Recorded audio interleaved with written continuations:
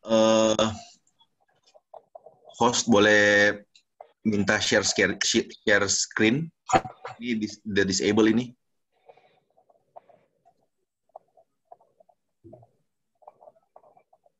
Oke.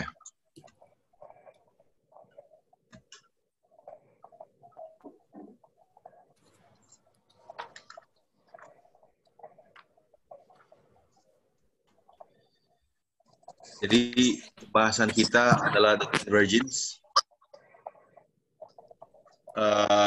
Tujuan pembelajaran mengetahui sejarah dan latar belakang dari convergence, mengetahui arti dari perumpamaan, dan mengetahui aplikasi perumpamaan bagi kehidupan kita masing-masing. Nggak terlalu panjang, dan khususnya kenapa nggak terlalu panjang, supaya bisa lebih banyak diskusi. Karena kalau cuma dari satu arah, takutnya nggak hidup ini pembicaraan atau diskusi ini. Oke, pertama-tama, untuk ayat, terdapat di Matius 25 ayat 1-13. Mungkin kita bisa bergantian. Mungkin saya bisa menunjuk siapa yang akan baca ya. Mungkin ayat kita bergantian saja. Mungkin yang pertama Michelle. Dan yang kedua Ingrid. Yang ketiga David. Yang keempat Vindi. Yang kelima Sharon. Yang keenam Edson. Oke. Silakan. Matius 25 ayat 1, gadis-gadis yang bijaksana dan gadis-gadis yang bodoh. Pada waktu itu, hal kerajaan sorga seumpama 10 gadis yang mengambil pelitanya dan pergi menyongsong mempelai laki-laki. 5 di antaranya bodoh dan 5 bijaksana. Gadis-gadis yang bodoh itu membawa pelitanya, tetapi tidak membawa minyak.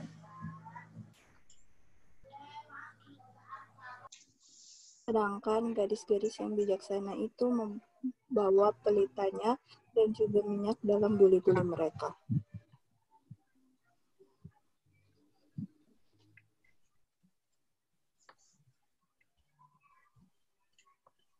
Yud Sto yang mau baca tadi.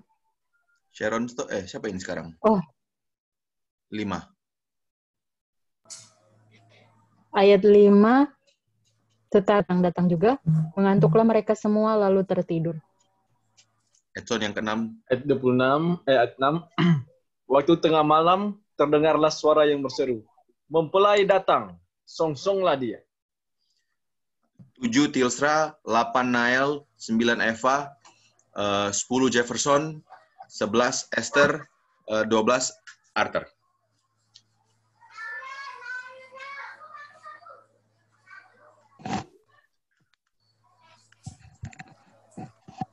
Then all those virgins arose and trimmed their lamps. Lanjut, siapa yang berikut ini? Nael? Ayat 8. Ya. Gadis-gadis yang bodoh berkata kepada gadis-gadis yang bijaksana, berikanlah kami sedikit dari minyakmu itu, sebab pelita kami hampir padam. Ayat 9. Ayat 9. Tetapi jawab gadis-gadis yang bijaksana itu, tidak, nanti tidak cukup untuk kami dan untuk kamu. Lebih baik kamu pergi kepada penjual minyak dan beli di situ. Ayat yang 10.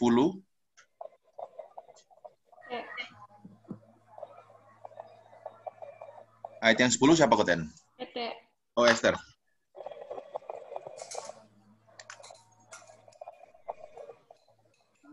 Ayat 10, akan tetapi waktu mereka sedang pergi untuk membelinya, datanglah mempelai itu dan mereka yang telah siap sedia masuk bersama-sama dengan dia ke ruang perjamuan kawin, lalu pintu ditutup. 11 Jefferson. Kemudian datang juga gadis-gadis yang lain itu dan berkata, Tuan, Tuan, bukakanlah kami pintu. Ayat 12, tetapi ia menjawab, aku berkata kepadamu, sesungguhnya aku tidak mengenal kamu. Ayat 13, karena itu berjaga-jagalah sebab kamu tidak tahu akan hari mana maupun akan saatnya. Oke, Tolong baca DP ayat, tolong bahas sedikit DP latar belakang dan sejarah. For latar belakang pertama, kalau di Christ Object Lesson, di situ seakan-akan kalau di Christ Object Lesson, ini kejadian ini adalah sesuatu yang kenyataan yang Yesus observasi. Jadi Yesus dan murid-murid sementara berada di atas Bukit Zaitun. Jadi seakan-akan Yesus dan murid-murid di malam hari, sementara nongkrong atau sementara duduk saja di situ, sementara mengobservasi dari Bukit Zaitun. Dari Bukit Zaitun mereka sementara melihat, dan mereka melihat dari pemandangan dari Bukit Zaitun, mereka melihat satu rumah yang sepertinya akan mengadakan perayaan pernikahan. Jadi kalau dari sini seakan-akan ini bukan perumpamaan, jadi seakan-akan ini adalah kenyataan yang dorong sementara lihat, Kong Yesus ambil ini sebagai sesuatu yang dia bisa ajarkan kepada murid-murid. Latar belakang lagi, perumpamaan ini tidaklah berbicara tentang mempelai wanita, tapi tentang 10 gadis yang bodoh dan bijaksana. DP fokus terhadap 10 gadis yang bodoh dan bijaksana. Jadi 5 dan 5. Kenapa kita bisa lihat dari beberapa perumpamaan sebelumnya dan sesudahnya, Matius berbicara tentang pemisahan antara yang baik dan yang jahat. Dan di Injil Matius hanya Injil Matius yang mencatat perumpamaan ini. Kalau kita lihat sejarah, anak tahu, tapi di Manado juga dilakukan seperti ini. Kalau resepsi biasanya malam-malam. Tapi kalau di Israel dulu, pernikahan biasanya dilakukan malam hari. Wanita biasanya menikah di umur belasan tahun. 10 virgin atau 10 anak darah, 10 pendamping. Kalau dulu pendamping, kalau sekarang mungkin usher. Jadi ini 10 usher ini biasanya adalah teman dekat dari mempelai wanita yang remaja. Tugasnya dari 10 virgin ini, tugasnya dari 10 anak darah ini, untuk menemani mempelai perempuan, sementara dia berdandan di rumahnya sendiri. Jadi dorang ini bukan cuma sebagai figur, dorang ini akan membantu bersiap-siap, ambil DP semengken, ambil DP bedak, ambil DP baju, semua dorang yang bantu. Salah satu tugasnya juga adalah untuk menemani semacam konvoi atau rombongan untuk pergi ke rumah orang tua, pergi ke rumah mempelai laki-laki atau orang tuanya. Dan yang harus digarisbawahi, sementara perjalanan dari rumah mempelai wanita pergi ke rumah mempelai laki-laki, biasanya 10 anak darah ini akan menari-nari. Dorang akan berdansa di situ karena akan ada perayaan toh. Jadi dorang sebagai teman dekat dari mempelai wanita, dorang ucapan syukur, dorang merasa bersyukur, dorang biasanya berdansa atau menari. Mempelai laki-laki biasanya dalam proses tawar-menawar mas kawin akan terlambat untuk acara perkawinan. Jadi biasa atau hal yang lumrah kalau misalnya mempelai laki-laki itu terlambat datang di acara. Pelita yang digunakan biasanya tidak seperti pelita yang digunakan di dalam rumah. Tapi yang mereka gunakan biasanya itu seperti obor. Obor itu bahasa Manado atau bahasa Indonesia? Kita juga bingung. Indonesia. Anyway, ngonis mengerti. Oke, karena para gadis pengiring biasanya menari sambil mengiring mempelai. Pelita yang digunakan memerlukan minyak zaitun kurang lebih 5. Jadi begini, karena dia obor, karena dia itu harus bisa terbakar di malam hari, di suasana yang dingin kalau malam hari. Setiap 15 menit pelita ini harus diberikan minyak zaitun atau minyak supaya dia bisa terus terbakar untuk terus menyala. Jadi kita bisa bayangkan setiap 15 menit harus diberikan minyak, kurang lebih ya. Jadi memang persiapan minyak itu sangat penting, dan kalau misalnya mempelai laki-laki biasanya terlambat karena proses tawar-menawar mas kawin, jadi seharusnya 10 orang anak darah ini atau 10 virgin harus sudah mempersiapkan. Karena biasanya kalau saya membacain awalnya, kan mereka datang dengan semua obornya menyala. Jadi apa yang salah sebenarnya? Kalau mempelai laki-laki tidak terlambat, seharusnya tidak ada masalah, seharusnya. Tapi karena kalau kita lihat konteksnya, kalau kita lihat sejarahnya, ini adalah hal yang normal ketika mempelai laki-laki terlambat. Jadi memang ada kelalaian dari sisi 5 virgin ini yang tidak mempersiapkan minyak. Dan karena acaranya dilakukan di malam hari, ketika pintu sudah tertutup, maka untuk mencegah resiko perampokan atau hal-hal yang tidak diinginkan lainnya, seringkali pihak penyelenggara acara akan menolak siapapun yang ingin masuk acara pernikahan. Nah, karena ini pertanyaan yang saya tanyakan. Maksudnya, kok bisa sekeras itu? Kok bisa sejahat itu? Contohnya begini, kalau saya kawin, dulu saya menikah dengan Ika, asyir-asyir yang mendampingi Ika itu saya kenal sekali. Siapa mereka, dari mana mereka, dan kalau mereka terlambat di acara kami, tidak mungkin saya bilang tidak bisa masuk lagi. Tetapi dulu tidak seperti itu. Dulu tradisinya ketika sudah ditutup tidak bisa masuk lagi karena hal-hal ini. Mungkin dulu ada orang yang merampok, ada orang yang melakukan hal-hal yang tidak diinginkan. Jadi kalau sudah tutup sudah tidak ada lagi yang bisa masuk. Jadi itu kurang lebih sejarah dari perumpamaan ini. Kalau kita lihat di table of definition, perempuan seperti yang didefinisikan di Wahyu 12 itu dilambangkan dengan gereja. Kalau perawan, virgin, kalau kita lihat di Wahyu 14 ayat 4-5, kalau bisa ada yang bacakan.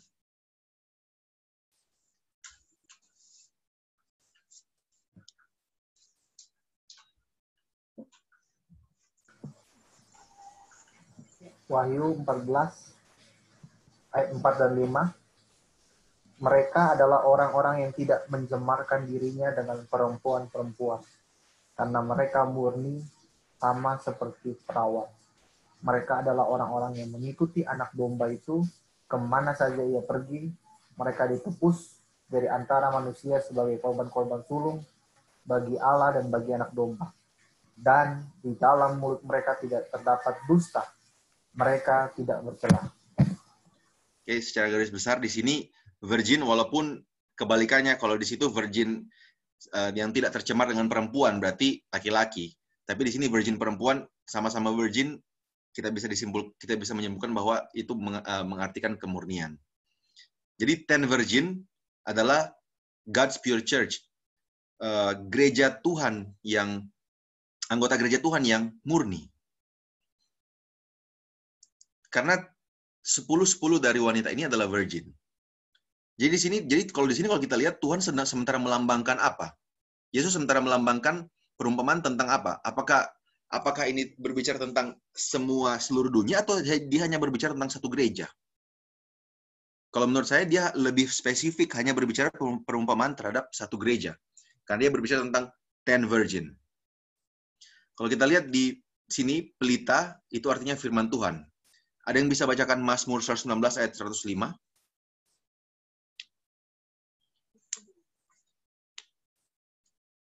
Firman-Mu adalah pelita bagi kakiku dan terang bagi jalanku. Oke. Roh Kudus. Minyak di sini dilambangkan sebagai Roh Kudus. Ada yang bisa bacakan 1 Samuel 16 ayat 13? Mungkin Ingrid?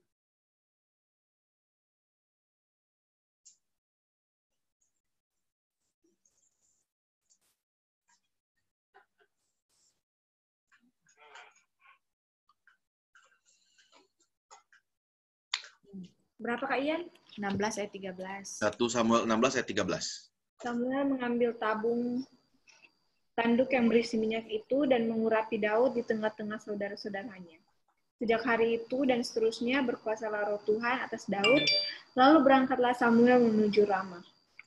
Kalau kita lihat di Perjanjian Lama, Perjanjian Baru, kita bisa melihat kalau di Perjanjian Lama, sebelum raja diurapi, biasanya proses pengurapan raja itu menggunakan minyak. Dan minyak itu diibaratkan Roh Kudus yang akan menyertai raja itu selama dia memimpin kerajaan.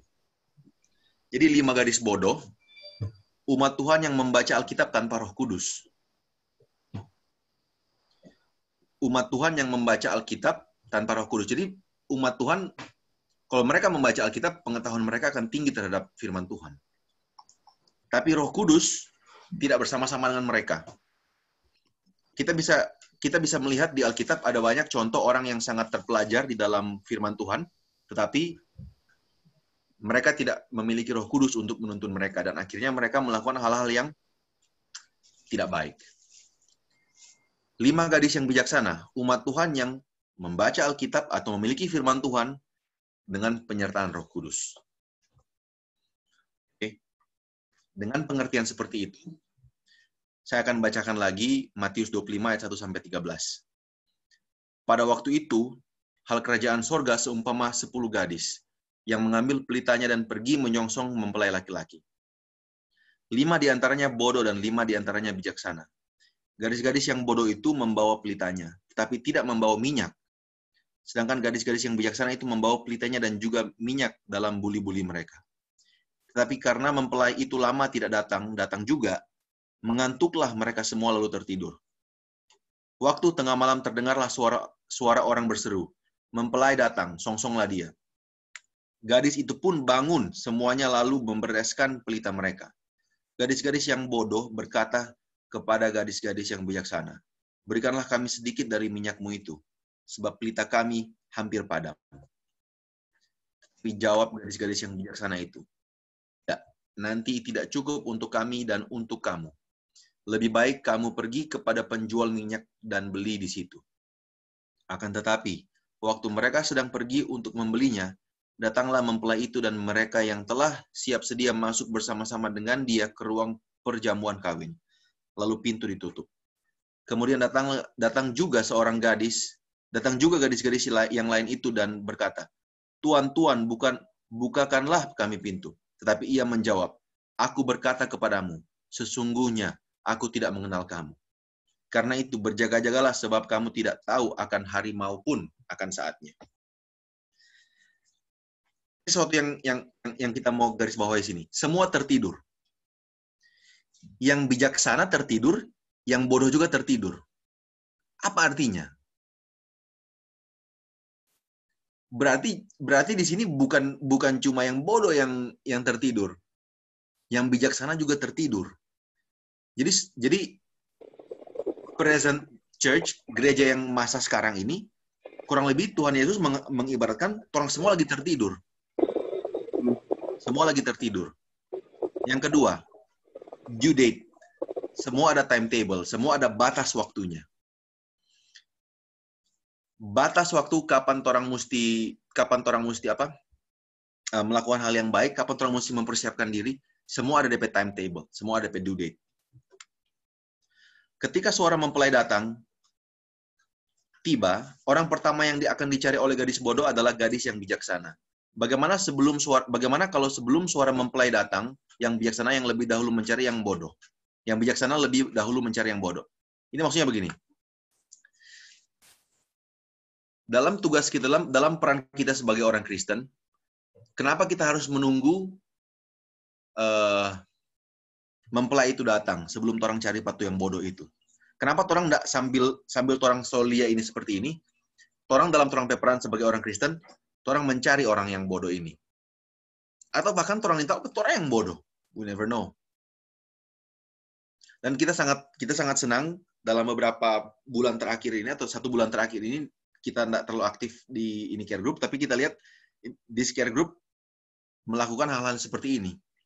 Tidak tinggal diam, tidak tertidur. Dari kita kasat definition, dari kasat mata, kita melihat bahwa care group ini mencari orang-orang yang atau mau menjangkau sebanyak orang mungkin untuk memperkenalkan bahwa jangan cuma firman Tuhan, milikilah Roh Kudus. Miliki Roh Kudus supaya di saat mempelai datang, ngoni sama boleh siap. Dan sesuatu yang kita senang sekali di sini adalah dari perumpamaan yang orang bahas sebelumnya tentang gandum dan lalang, di mana seakan-akan ini orang tidak ada pilihan. Tapi kita senang sekali dengan perumpamaan ini karena orang ada pilihan. Di mana persiapan itu bisa dilakukan. Dan pilihan itu dan pilihan itu dimiliki oleh semuanya. Aplikasi yang ketiga yang kita bisa sampaikan di sini adalah tidak ada yang tahu kapan waktu yang akan datang. Tidak ada yang tahu. Ini juga yang kita lihat lagi, aplikasi. Lebih semangat kita membagikan terang dengan membakar api, lebih perlunya kita untuk memiliki Roh Kudus. Kenapa? Karena seperti yang orang lihat, kalau orang mau lihat dengan ini definisi perumpamaan ini, itu pelita lebih cepat dia terbakar lebih cepat dia mesti di-refill itu minyak. Jadi lebih semangat seseorang untuk membagikan firman Tuhan kepada orang lain, itu berarti dia harus lebih terhubung dengan Roh Kudus. Dia harus memiliki Roh Kudus lebih lagi. Aplikasi berikutnya, ketika pintu ditutup, sudah tidak ada lagi harapan untuk siapapun untuk masuk. Sudah ada lagi harapan. Aplikasi berikutnya adalah semuanya memiliki pilihan. Jadi, kalau di sini menurut saya, pilihan atau freedom of choice yang Tuhan berikan di sini harus kita gunakan dengan bijaksana. Jangan karena kita pikir bahwa, oh kita kok sudah ditentukan untuk tidak selamat, oh kita kok sudah ditentukan untuk seperti ini, oh dorang kok yang umat pilihan. Ya enggak. Kalau di sini kalau kita lihat, 5 yang bodoh ini, kalau 2 Jo memilih untuk membeli minyak sebelum mempelai datang, dorang bisa masuk. Dan yang minta ini 5 yang bijaksana membeli minyak bukanlah mempelai laki-laki, jadi dia memiliki pilihan untuk mempersiapkan itu. Sepertinya torang juga, torang memiliki pilihan. Ini menurut saya sangat keras dan sangat kalau David bahasa rebuke, menampar saya. The class represented by the foolish virgins are not hypocrites. They have a regard for the truth. They have advocated the truth. They are attracted to those who believe the truth, but they have not yielded themselves to the Holy Spirit's working. They have not fallen upon the rock, Christ Jesus, and permitted their old nature to be broken up. This class are represented also by the stony ground hearers. They receive the word with readiness, but they fail of assimilating its principles. Its influence is not abiding. Grup 5 orang ini, 5 orang perawan yang bodoh ini, dorang ada dalam tongpek gereja. Dorang ada dalam tongpek gereja. Dan kalau menurut saya, Tuhan tidak memberikan itu 50-50, bukan berarti 50% yang selamat, 50% tidak selamat. Dia hanya memberikan jumlah yang seimbang, karena mungkin di saat kejadian itu terjadi, mungkin memang betul 5 yang tidak bawa dan 5 yang bawa minyak. Jadi jangan kita ambil, oh 50% yang akan selamat, 50% tidak akan nyanda. Tapi di sini yang paling penting yang orang harus mengerti bahwa orang yang menganggap kebenaran itu adalah sesuatu yang harus dipegang teguh, orang yang advocated the truth, orang yang menjadi advokasi atau menjadi advokat untuk kebenaran, orang yang mempercayai kepada kebenaran, dorang ini juga bisa rentan terhadap hal-hal ini. Dorang bahkan yang disebut sebagai orang bodoh. Dengan itu kita bertanya kepada kita sendiri, apakah kita orang bodoh atau kita orang pintar? Tapi kembali lagi, orang mesti lihat, orang bukan di posisi untuk menyebutkan orang lain orang bodoh atau orang pintar. Karena kalau orang lihat ini perumpamaan ini, yang menyebutkan orang bodoh dan orang pintar hanya Tuhan. Yesus sendiri yang mengatakan bahwa dorang bodoh, dorang pintar. Dan orang bukan Tuhan. Jadi orang nggak bisa bilang, oh itu grup sana bodoh, itu grup sana pintar. Nggak bisa, karena itu Tuhan. Murid-murid Yesus pun nyanda. Dorang hanya sekedar menuliskan kembali apa yang disebutkan oleh Tuhan. Matius. Tapi tidak ada orang yang bisa menyebutkan dorang bodoh, dorang pintar. Yang orang bisa lakukan adalah orang lihat dulu orang diri sendiri. Apakah orang benar-benar memiliki pelita dan minyak, supaya dia bisa terbakar terus menjadi terang kepada orang lain. Semua sudah dikonklusi, semua orang rentan terhadap dosa. Oke, orang mesti setuju itu. Kedua, semua orang mempunyai pilihan untuk mempersiapkan dirinya dengan tuntunan Roh Kudus atau tidak. Pilihan itu dimiliki oleh semua orang. Kalau kita tidak memilih untuk memiliki Roh Kudus akan lari, atau Roh Kudus akan berbicara, tapi pada akhirnya tidak ada efek lagi bagi kehidupan kita. Pada akhirnya, di saat Roh Kudus berbicara, sudah takuti lagi, sudah rasa takut. Awalnya orang takut berbuat dosa, kan? Tapi orang dengan sengaja melanggar, pada akhirnya di saat orang berbuat dosa seperti biasa sekali. Karena orang terus memilih untuk tidak mendengarkan Roh Kudus. Mempelajari firman tanpa tuntunan Roh Kudus hanya akan membuat pengetahuan kita bertambah, tapi hanya di permukaan saja.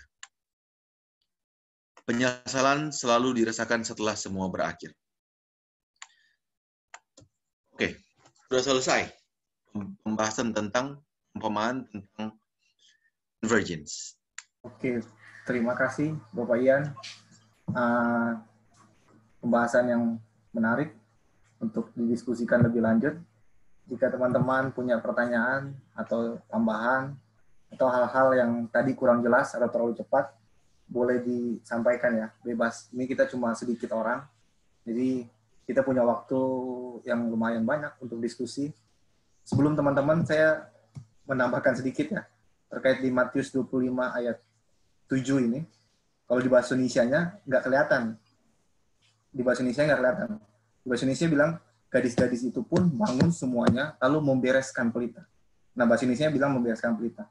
Kalau kita buka Alkitab King James, itu dibilang, then all those virgins arose and trim their lamp. Jadi bukan membereskan, dia potong sumbu-sumbu yang, kan siapa yang, mungkin teman-teman, saya tahu sekali ini pelita ini. Jadi waktu saya SMP, SD juga, saya pernah kerja di pabrik kerupuk gitu, tetap pabrik kerupuk. Pabriknya itu kalau mau kan dimasukin di plastik. Nah, di plastiknya itu kan dilem. Mau di lemnya itu pakai pelita. Jadi plastik dilem pakai pelita. Pelitanya gitu ada sumbunya, di bawahnya minyak minyak tanah dulu. Nah, itu kalau udah lama dipakai, mungkin teman-teman juga udah ada yang terbiasa, kalau pelitanya itu lama-lama dipakai, akan sumbunya itu yang di atas akan gosong, akan ketutup gitu. Nah, sumbu yang ketutup ini harus dipotong lagi, harus dibersihkan, baru bisa lagi menyala dengan bagus pelitanya. Jadi, kalau minyak itu menggambarkan Roh Kudus, pembersihan sumbu ini menggambarkan bagaimana pembersihan karakter kita. Jadi, ada hal-hal, mungkin ada sumbu-sumbu yang udah kotor di dalam kehidupan kita, ada dosa-dosa kesayangan kita, ada perilaku-perilaku kita yang buruk, kelemahan kita. Nah, kita itu harus potong, kita harus bersihkan. Karena percuma minyak itu nggak bisa menyala dengan baik, walaupun kita udah ada minyak, nggak akan bisa menyala baik walaupun sumbunya itu nggak dipotong atau nggak dibersihkan. Ataupun sebaliknya, kalau sumbunya itu bersih, udah dipotong, tapi nggak ada minyaknya, nggak akan menyala juga. Jadi dua hal ini, Roh Kudus dan pemotongan atau pembersihan karakter itu nggak bisa stand alone, nggak bisa berdiri masing-masing. Jadi itu harus saling berkaitan satu sama lain. Jadi kita nggak bisa merubah kelemahan kita tanpa bantuan minyak itu, yaitu Roh Kudus. Dan Roh Kudus juga nggak kerja kalau kita nggak mau merubah karakter kita untuk lebih sempurna lagi. Itu mungkin yang saya bisa sedikit tambahkan di Matius 25 ayat 7. Karena kalau kita baca bahasa Indonesianya, kayak nggak ada sesuatu yang penting membereskan pelita. Kan membereskan katanya lebih umum ya. Jadi kita nggak notice something yang kalau di King James itu lebih dibilang trim. Jadi kayak tangkas, bersihkan itu sumbunya. Demikian. Ada yang lain yang mau tambahkan? Kalau kita lihat kata trim itu, kalau orang pakai referensi tadi, Mazmur 119 ayat 105, firman-Mu itu pelita bagi kakiku dan terang bagi jalanku, berarti pelita itu berarti firman Tuhan ya. Kalau pelita itu firman Tuhan, kalau personally yang kita lihat, kenapa dia harus trim itu hal tersebut? Karena ada satu waktu di mana waktu virgins itu ketiduran, dia mati. Pelitanya mati. Dan untuk menghidupkan lagi pelita itu dia harus potong. Aplikasi spiritual yang kita bisa lihat dari situ adalah di saat kita belajar firman Tuhan, ada hal yang kita tunggu-tunggu pasti. Tuhan sementara datang. Tuhan akan datang. Itu yang kita tunggu. Tapi ada satu waktu di mana kita ketiduran. Dan pada saat kita ketiduran, untuk mau menyambut lagi hal-hal atau pekabaran-pekabaran tentang kedatangan Yesus, apa yang sudah kita pelajari lebih dahulu kita harus buang. Karena Roh Nubuat bilang, apa itu namanya? Many shall be learned, but many shall be unlearned. Kenapa harus di-unlearn? Karena ada hal-hal yang sebagai contohnya kita udah orang Advent, katakanlah kita beragama Advent. Kalau kita contohnya sebagai orang Advent dan kita udah terlalu puas dengan apa yang kita buat sekarang, contohnya pada peribadatan kita, sebenarnya waktu kita mau menyambut kedatangan Yesus, ada hal-hal yang telah kita pelajari mengenai mengenai pengetahuan tentang Alkitab itu yang harus kita buang guna untuk supaya firman Tuhan yang masih baru yang kita pelajari itu lebih tertanam lebih dalam. Contohnya di situ yang kita bisa gambarkan secara umum adalah makanan baik dan makanan keras. Di saat kita masih menjadi Kristen, kita belajar makanan baik. Setelah kita dibaptis, kita mungkin masih makan makanan baik, tetapi ada saat di mana kita harus makan makanan keras. Nah, untuk sampai di makanan keras ini, kita nggak bisa sampai di makanan keras kalau makanan baik ini kita masih bawa. Makanya pada saat umur kita sudah dewasa, kita kan harus diberikan informasi bahwa kita udah nggak makan lagi makanan-makanan yang seperti itu. Nah, itu adalah semua doktrin-doktrin yang kalau memang di saat kita belajar terus, semakin hari semakin bertumbuh, ada doktrin-doktrin yang kita sudah pelajari yang lebih lama, kita harus trim itu guna supaya kita bisa mendapatkan pengetahuan tentang kebenaran yang lebih lanjut. Kalau kita menggunakan Mazmur 119 ayat 105 sebagai referensi dari kata pelita, yaitu firman Tuhan. Oke, terima kasih. Sebelum yang lain lagi, saya nanti keburu lupa. Ada satu kutipan Ellen White di dalam buku Ye shall receive power. Itu saya suka sekali kata-katanya. Ketika when the word of God is open without reverence and without prayer, when the thought and affection are not fixed upon God or in harmony with His will, the mind is clouded with doubt, and in the very study of the Bible, skepticism strengthened. Then the enemy takes control of the thought, and he suggests interpretation that are not correct. Jadi ini sejalan dengan apa yang Bapak Ian bilang sebelumnya, bahwa 5 gadis yang bodoh dan bijak itu belajar firman tanpa Roh Kudus. Atau yang membedakannya mereka with atau dengan atau tanpa Roh Kudus. Nah, di kutipan ini bilang bahwa bahaya kalau kita baca Alkitab tanpa doa dan reverence, rasa hormat kita ke Tuhan. Karena kalau kita baca firman Tuhan dengan tanpa itu akan skeptisisme kita meningkat. Jadi kecurigaan hal-hal yang negatif itu akan meningkat, dan the enemy, musuh kita akan ngambil itu pikiran gitu. Jadi saran bagi kita kalau kita mau baca Alkitab, kita harus penuh dengan doa dan reverence sebelum kita buka itu the word of God. Itu lagi. Oke, ada yang lain? Ada yang mau bertanya? Arthur. Baik, terima kasih. Selamat malam, selamat sahabat semua. Salam. Terima kasih Kak Ian sudah membawakan hari ini, malam ini. Bagus sekali. Ada satu tanggapan atau tambahan mungkin. Kalau misalkan kita lihat di Matius 25 ini, di ayat 4, sedangkan gadis-gadis yang bijaksana itu membawa pelitanya dan juga minyak dalam buli-buli mereka. Ada yang bisa tolong bacakan dalam bahasa Inggris?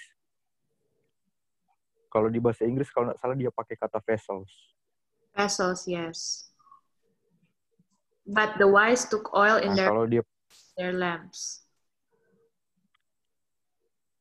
Nah, terima kasih. Kalau misalkan kita lihat bahasa vessels di sini, kalau misalkan search di Alkitab, di seluruh Alkitab, dia itu cuma ada 2 yang dia kata sama. Bahasa vessel di sini banyak sekali dia artian. Sama kalau misalkan kita baca, ada dalam bahasa aslinya itu di sini dia tulisnya ageion. Dan cuma ada 2 di Alkitab. Salah satunya di ayat 4, Matius 25 ayat 4. Satunya lagi di Matius 13 ayat 48. Itu di situ tentang perumpamaan tentang pukat. Ini kita baca bahasa King James Version ya. Which when it was full, they drew to shore and sat down and gathered the good into vessels, but cast the bad away. Hubungannya di mana di sini? Hubungannya tadi David bilang, di ayat 7. Jadi gadis-gadis itu pun bangun semuanya lalu membereskan pelita mereka. They trim their vessels. Jadi koneksi antara dua ayat atau perikop ini memang sangat jelas bahwa di akhir zaman nanti bakal ada proses trimming proses.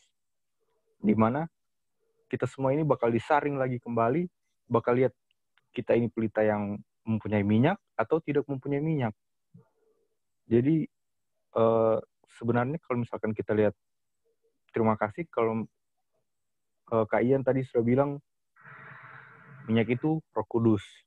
Jadi kita ini harus mempunyai Roh Kudus yang selalu ada dalam diri kita. Bagaimana kita mempunyai Roh Kudus dengan gathering seperti ini, personal devotion, belajar pribadi, dengan prayer terus.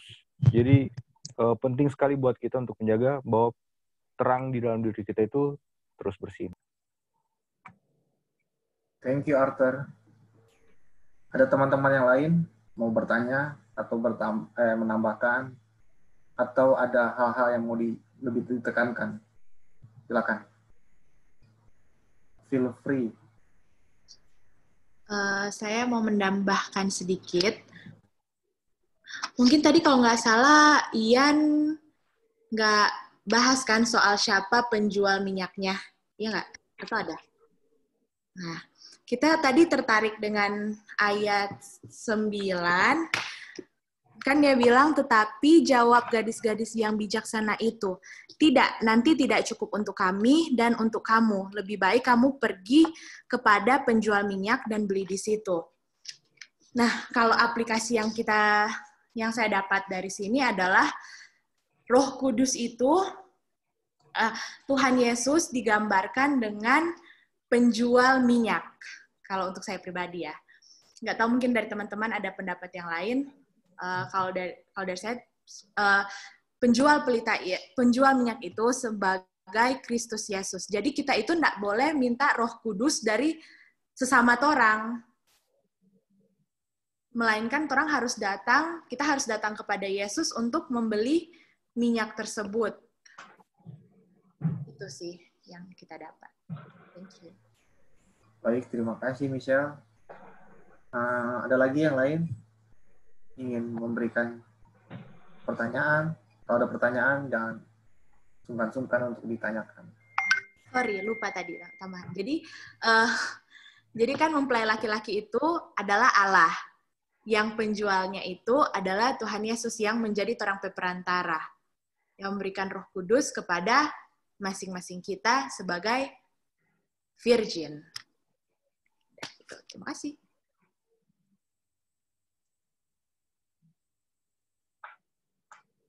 Oke, terima kasih. Ada lagi yang lain? Kita mau tambahkan. Silakan, Jade. Tambahkan.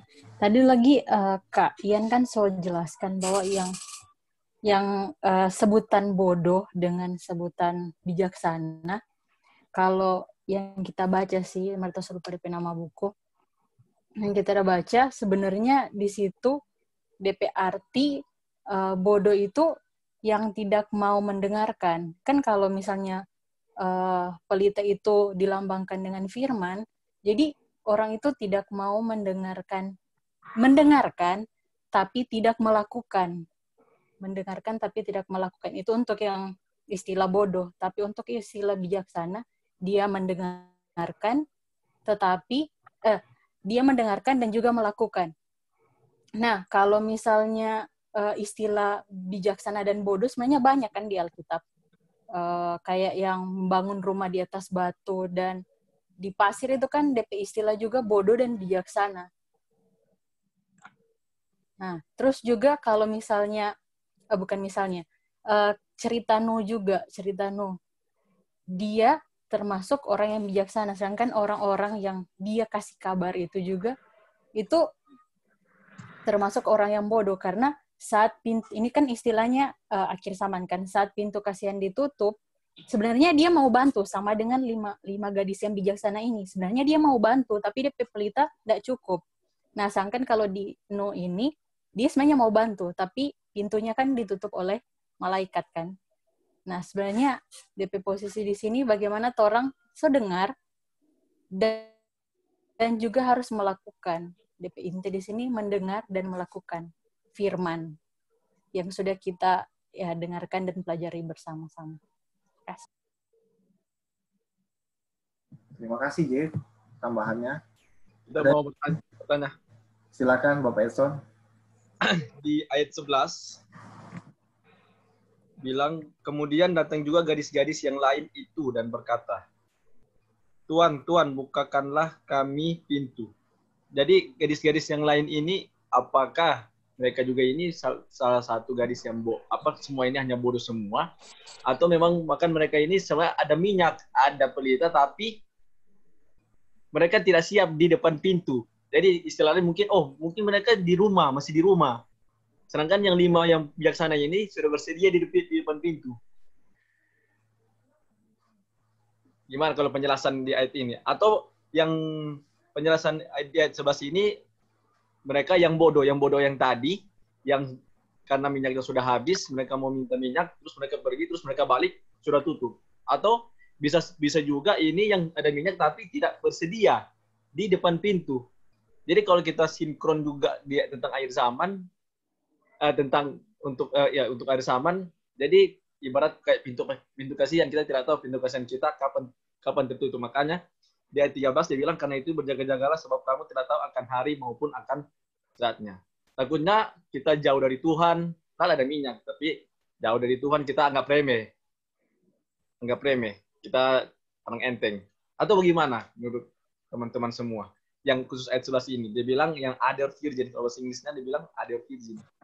Jadi apakah ini termasuk, bisa juga ada di other virgin ini yang gadis bijaksana, atau semua ini yang memang bodoh semua yang other virgin ini? Oke, terima kasih pertanyaannya Bapak Edson. Mungkin lebih dielaborate ya, mungkin other virgin maksudnya pertanyaan dari Bapak Edson, apakah apakah other virgin ini 5 gadis yang tadi nyari minyak? Iya, atau yang lain. Atau ada yang lain. Oke. Cukup jelas pertanyaannya. Ada yang bisa jawab? Tolong serahkan dulu ke privilege ke pembicara. Mungkin kita kalau kita baca sih mengikuti dari ayat 10 bilang dari ayat 9, Jo. Tetapi jawab gadis-gadis yang bijaksana itu, tidak, nanti tidak cukup untuk kami dan untuk kamu. Lebih baik kamu pergi kepada penjual minyak dan beli di situ. Akan tetapi waktu mereka, nah kita rasa ini mereka ini yang bodoh yang di atas toh. Waktu mereka sedang pergi untuk membelinya, datanglah mempelai itu dan mereka yang telah siap sedia masuk bersama-sama dengan dia ke ruang perjamuan kawin. Lalu pintu ditutup. Ayat 11, masuk ayat 11. Kemudian datang juga gadis-gadis yang lain itu dan berkata, Tuan, Tuan, bukakanlah kami pintu. Kalau kita rasa gadis-gadis ini, karena dia bilang gadis-gadis lain itu gadis-gadis bodoh yang baru saja balik dari membeli minyak. Tapi nggak tahu, mungkin ada pendapat dari teman-teman lain. Iya. Soalnya kan kata-katanya kemudian datang juga gadis-gadis yang lain. Nah, itu dia. Ceritanya ada gadis-gadis yang lain mungkin kan istilah ini dibuka pintu, tapi cuma ada 10 gadis, satu yang 5 bijaksana, 5 yang bodoh. Tapi yang mereka 10 ini yang siap-siap, tapi yang 5 ini ada yang bodoh, 5 yang bijaksana. Tapi ataukah yang gadis-gadis lain ini yang gadis-gadis yang mungkin dia bukan di muka pintu, mungkin ada di rumah, mungkin di tempat yang lain. Terus akhirnya mereka mau datang ketuk pintu mau masuk, mungkin ada yang sudah bawa mijang, semua sudah siap, tapi kan terlambat kan, makanya dia ditutup ayat 13.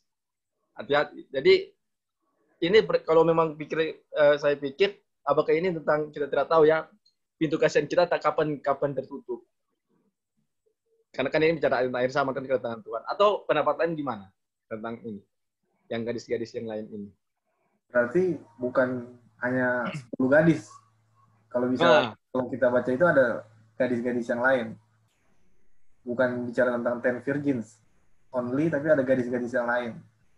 Ada yang mau tambahkan atau ada kalau begitu sih masih tetap masuk dengan inti pelajaran dari makna dari pelajaran ini. Maksudnya mau dia gadis-gadis yang bodoh, mau dia gadis-gadis yang lain, tetap semua ndak bisa masuk karena dorang ndak ada DP requirement.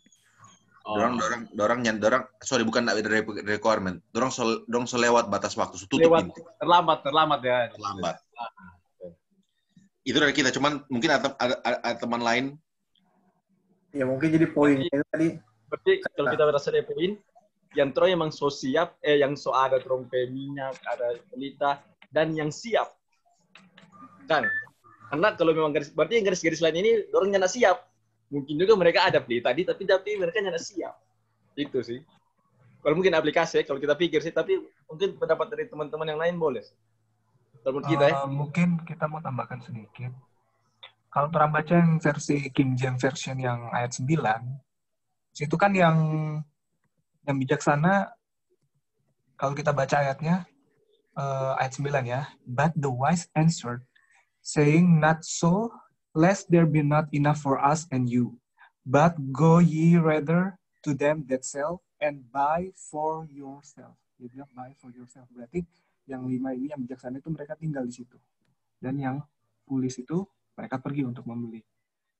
Karena yang bijaksana kan bilang, buy yourself. Jadi menyuruh mereka untuk pergi sendiri, beli sendiri gitu. Nggak usah sama mereka. Itu sih tambahannya sedikit sih. Oke, terima kasih. Kanael. Eva, Manopo, ada tambahan atau pertanyaan? Michelle?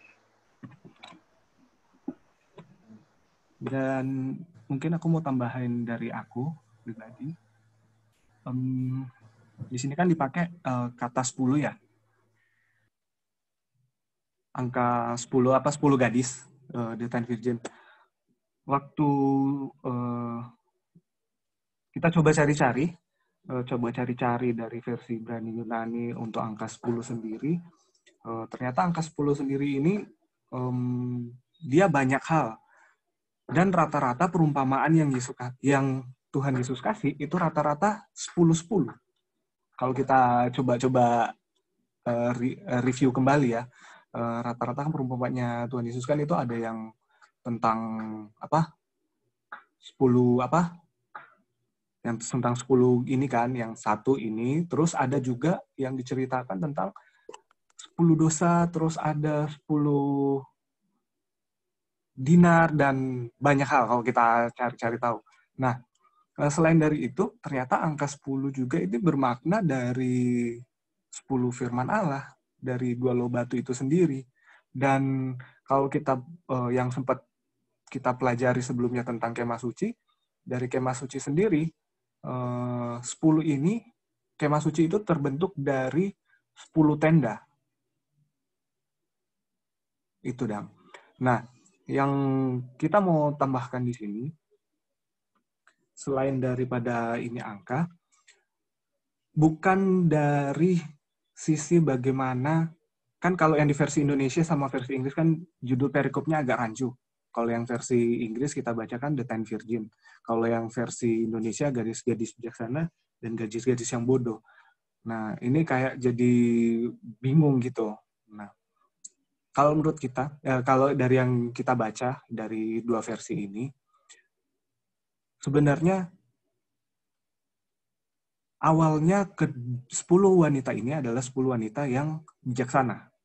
Karena 10 wanita ini menuruti.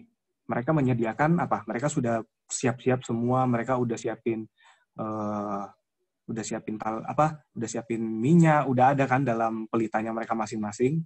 Dan masalahnya di saat itu mereka tidur. Otomatis mereka sudah nggak jadi bijaksana dong, karena mereka sama-sama tidur. Ya kan? Nah, ketika mereka tidur, tiba-tiba ada seruan yang berkata, apa? Di ayat 6. Mempelai datang, songsonglah dia. Ada seruan yang berkata begitu.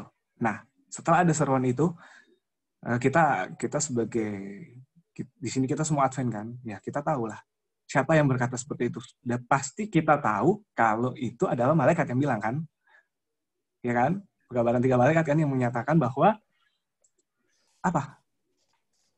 Tuhan Yesus sudah dekat. Berarti kalau ada ungkapan songsonglah dia, berarti sudah sangat dekat. Berarti kerajaan Allah itu sudah sangat dekat, sudah terlihat. Cuman tidak tahu kapan sampainya, ya kan? Seperti itu. Nah, intinya tidak peduli kamu mau bijaksana, kamu mau bodoh, selama kamu siap dan di saatnya dia datang terus kamu berjaga, dan di saat mempelainya datang dan kamu memang telah siap, tetap pasti kamu akan diterima masuk bersama-sama dengan dia. Bukan masalahnya dari awal, dari pertengahan, enggak. Tapi masalahnya itu dari akhir. Selalu dilihat finishnya itu bagaimana. Nah, itu sih. Jadi mau kayak dari awalnya sama-sama bijaksana, mau sampai di pertengahan bijaksana, tetap ujung-ujungnya di akhirnya bijaksana atau enggak. Itu sih jawabannya. Jadi yang bisa melihat kalau orang-orang ini benar-benar diterima bersama-sama dengan mempelai itu atau enggak. Itu sih. Terima kasih Kak Nael. Tadi saya lihat Eva Manopo ada mau tambahkan atau tanya. Di unmute, ada mau ditambahkan, feel free aja. Eva from Japan. Halo. Konbawa, silakan. Ya. Mungkin menurut menambahkan yang dibilang kayak itu tadi, yang gadis-gadis yang lain, mungkin ya mereka yang 5 itu berpencar karena waktunya kan udah akan tiba, jadi mereka ber-5 bergerak cepat. Jadi yang mungkin yang 2 ke sana atau yang 3 ke sana, dia menggunakan kata gadis-gadis yang lain.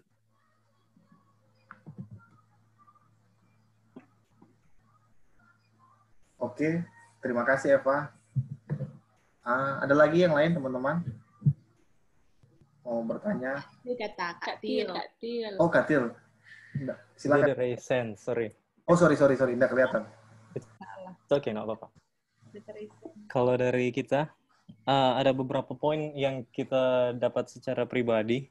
Yang pertama dia bilang, "Then shall the kingdom," ayat 1, "kingdom of heaven be likened unto 10 virgins which took their lamps and went forth to meet the bridegroom." Jadi konteksnya di sini 10 virgins mau baku dapa dengan itu bridegroom. Terus habis itu dia bilang, "And 5 of them were wise and 5 were foolish." Dari awal penulis so kasih tahu, berdasarkan kesimpulan cerita itu dia kasih tahu ada yang 5 bijaksana, ada yang bodoh, sesuai dengan perkataan Tuhan Yesus. And they that were foolish took their lamps and took no oil with them. Oh, ternyata kita dapat informasi kenapa mereka dibilang foolish, karena mereka cuma bawa vessel, tetapi nggak bawa lebihan minyak. Jadi karena mereka nggak bawa lebihan minyak, mereka disebut foolish. Terus ayat 4, "But the wise took oil in their vessels with their lamps. But while the bridegroom tarried, they all slumbered and slept." Perhatikan di situ ada kata terit. Terit itu bukan dari acara itu, tetapi yang terit di situ adalah dari bridegroom sendiri. Dan kalau kita sama-sama tahu, perkawinan ini kan kita berbicara dalam konteks perkawinan kan, itu terdiri dari dua orang, laki-laki dan perempuan. Di saat perkawinan harus ada janji yang diucapkan. Dan itu telah terjadi di Keluaran 19. Waktu Tuhan memberikan 10 hukumnya kepada bangsa Israel menjawab, yes, we do. Tuhan bilang, kalau mau jadi umat pilihan, thou shalt not, thou shalt not, thou shalt not, thou shalt not. Akhirnya setelah mendengar perkataan itu, bangsa Israel bilang, yes, we do. Kita bisa terima semua covenant itu. Akhirnya jadilah di situ yang namanya perkawinan. Dengan kata lain, perkawinan itu terbentuk antara ada satu umat dan ada Allah atau Tuhan yang turun. Dan itu sementara yang kita tunggu-tunggu sekarang. Kedatangan Yesus yang kedua itu adalah perjamuan kawin antara Kristus dan umatnya. Tetapi di sini umatnya cuma diberitahukan dengan menggunakan gambaran 10 virgins, 5 bijak dan 5 bodoh. Dan bridegroom sendiri, pengantin itu sendiri yang memperlambat. Ayat 5. While the bridegroom tarried, they all slumbered and slept. Yang memperlambat itu bukan acaranya, tetapi bridegroomnya sendiri. Dan ternyata ini adalah suatu peristiwa yang nyata di tahun 1844, 15 Agustus. Untuk kata tarry ini. Tapi kita lanjut saja. And at midnight. Kenapa dia bilang at midnight? Karena orang bekerja cuma sampai jam berapa? And the 11-hour workers jam 5. Karena kalau udah malam, itu biasanya diasosiasikan di Alkitab itu, apalagi kalau tengah malam, tentang kedatangan Tuhan. Dan makanya betul, waktu kita bicara kata midnight, dan kita bicara tentang perjamuan kawin, ini perumpamaan ini sementara berbicara tentang kedatangan Kristus, yang pasti yang kedua. Dan terus abis itu, orang-orang yang menyambut kedatangan Kristus itu, keduanya tertidur. Tetapi, yang 5 ini punya minyak cadangan, yang 5 enggak. Makanya mereka keluar lagi, cari lagi minyak, tapi udah enggak dapat. Yang tadi dibilang kalau penjual minyak itu Yesus Kristus, ya betul. Maka belilah daripadaku emas yang dimurnikan, salep mata, Wahyu 3 ayat 18. Kristus adalah penjual. Jadi kalau mau minta Roh Kudus, minta kepada Kristus. Tapi sekarang kita pertanyaan, kalau Kristus adalah penjual, bagaimana di saat yang mungkin Kristus yang sama juga adalah pengantin? Dan di situ kita baru mengerti nature dari Tuhan, Maha Bisa. Jadi sambil dia mau datang, dia juga kasih dia punya Roh Kudus ke kita. Kita semua yang ada di sini yang meminta. Habis itu kita lanjut lagi. But the wise answered, saying, not so, lest there be not enough for us and for you. Perkataan di sini bukannya mau bilang mereka nggak mau kasih, tetapi itu semuanya harus dipersiapkan. Karena kalau mereka kasih, cuma ada 2 pilihan. Mereka bisa masuk atau nggak masuk. Kalau di sini dibilang kalau mereka kasih, mereka nggak bisa masuk. Jadi dengan kata lain, ini bukan suatu sikap yang egois, tetapi kalau Ian bilang tadi, virgins adalah church, dan di dalam gereja yang menyambut kedatangan Tuhan ini cuma terbagi atas 2, bukannya orang benar, bukannya orang wise itu nggak mau kasih dia punya Roh Kudus. Karena emang bukan dari dia Roh Kudusnya, dari Tuhan. Mereka bisa kasih pengetahuan mereka tentang mempelajari Alkitab yang dituntun oleh Roh Kudus. Tetapi untuk Roh Kudus sendiri mereka nggak bisa kasih. Itu langsung dari Tuhan yang kasih. Makanya dia bilang, nggak bisa, kita nggak bisa. Kita suka kasih, tapi kita nggak bisa. Karena kan kalaupun kita kasih, bakal nggak cukup. Tetapi sebelum itu, kita nggak bisa kasih. Makanya, seperti itu ayat ini bilang. Terus habis itu ayat 11. Afterward came also other virgins, saying, Lord, Lord. Kata Lord ini kita sudah bisa tahu bahwa hanya ada orang yang di gereja memanggil Tuhan itu sebagai Lord. Dengan kata lain, ini semakin menguatkan konteks kita bahwa ini sementara berbicara tentang gereja di akhir zaman. Kenapa di akhir zaman? Karena untuk menyambut kedatangan Kristus yang kedua kali. Kenapa hal seperti itu ada? Karena gereja-gereja sekarang sudah banyak yang tertidur. Karena Kristus tarry, gereja-gereja Kristen sekarang sudah mulai tidur. Nah, sekarang pertanyaan kepada kita, apakah kita akan terus tertidur? kalau kita nggak mau terus tertidur, kita harus bangun. Dengan cara apa? Teman-teman tadi sudah bilang. Dengan kata lain, semua ini sebenarnya berbicara tentang yang pertama, satu kejadian yang pernah terjadi di tahun 1844. Yang kedua, aplikasi secara rohani ini adalah berbicara tentang gereja yang sementara menunggu tentang kedatangan Kristus yang kedua kali. Dan untuk yang Terry, itu ada di Habakuk 2 ayat 3 juga kalau mau lihat referensinya, kata Terry. Baiklah, terima kasih. Ingrid. Kita boleh tanya pertanyaan gila. Yang gila juga sih. Boleh. Nothing is...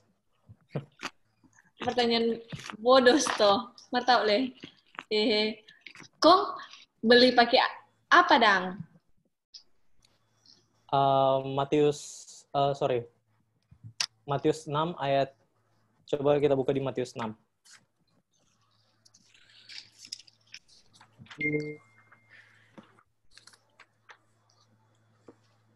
Tiga.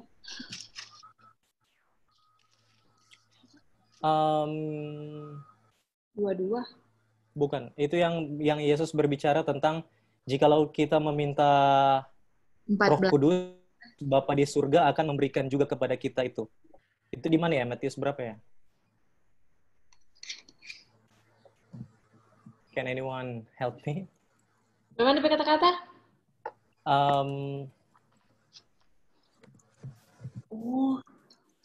Yang kalau dengan penjahat bisa tahu memberikan yang baik, apalagi. Nah, itu dia betul. Duh, di mana kota itu? Jikalau kamu Matius 7:11. Ya, itu dia. Jikalau kamu yang baik, jikalau kamu yang jahat tahu memberi pemberian yang baik, bagaimana tidak Bapamu yang di sorga tidak akan segan-segan, kita paraphrase karena kita selalu lupa, tidak akan segan-segan memberikan Roh Kudus kepada mereka yang memintanya. Orang nggak perlu beli. Just ask. Masalahnya orang nggak pernah minta sekarang. Yang orang cuma minta adalah apa? Pekerjaan, pasangan hidup, dan lain-lain.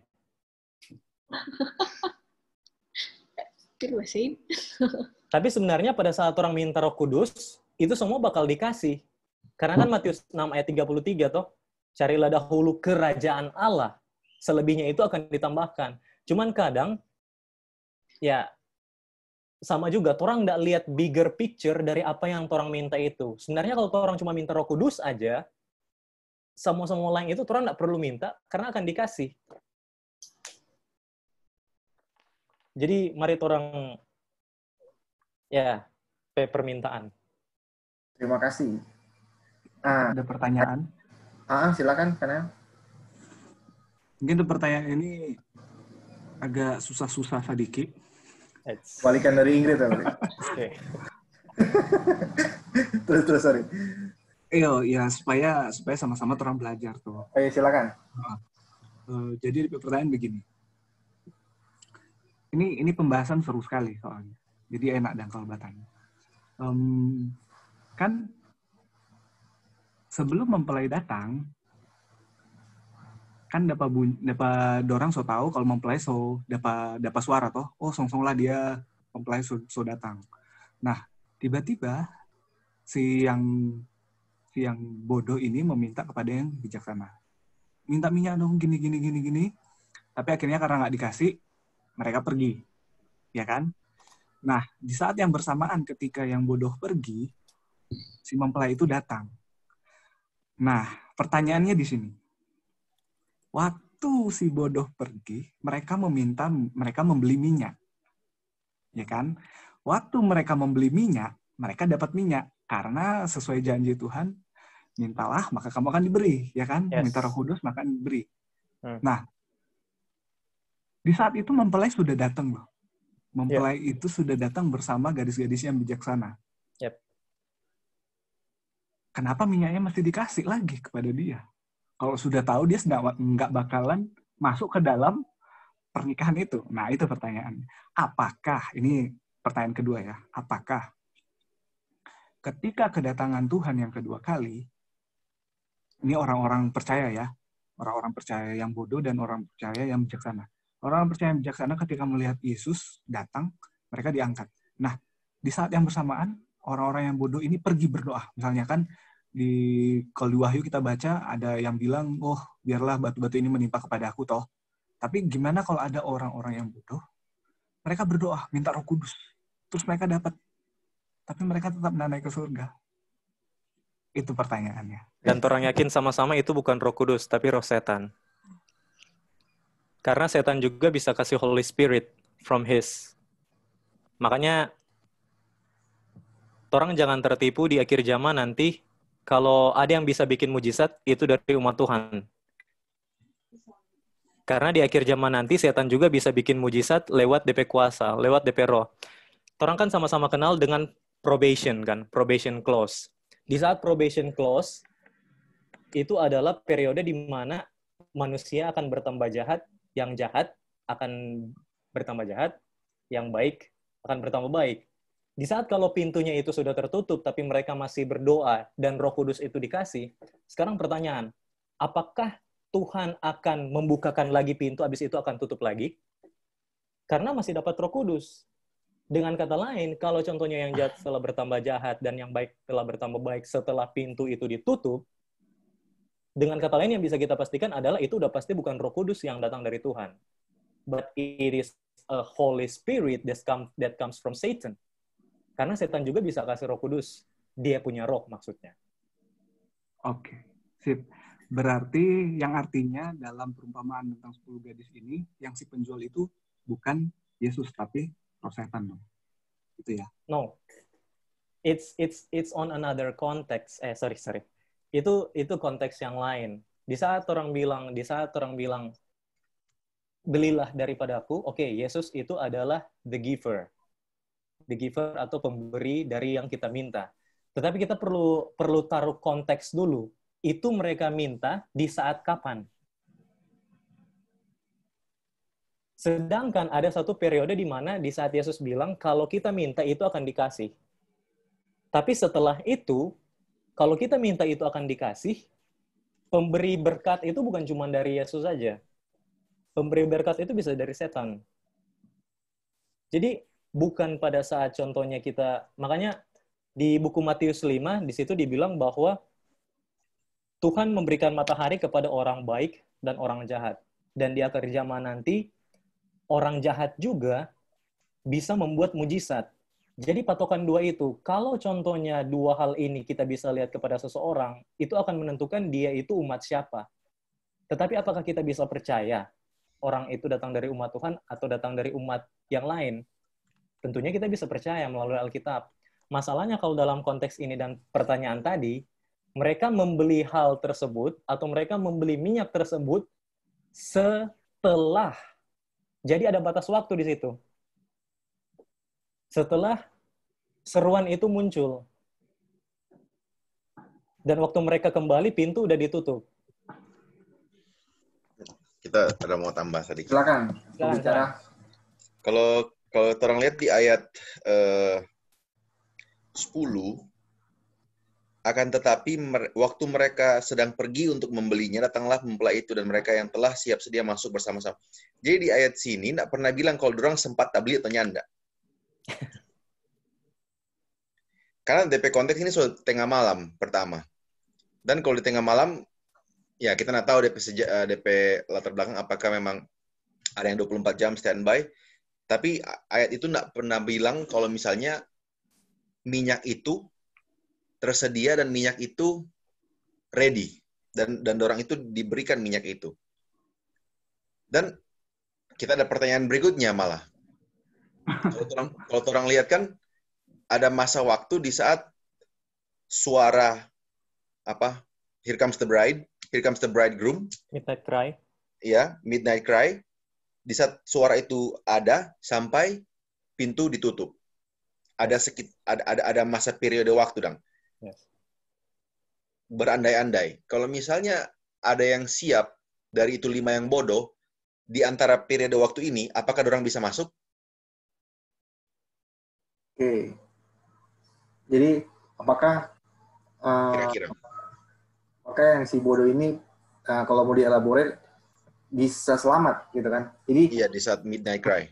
kalau dari saya sebelum yang lain nanti saya ikutin pembahasan kita yang di setiap Senin sama Kamis ya.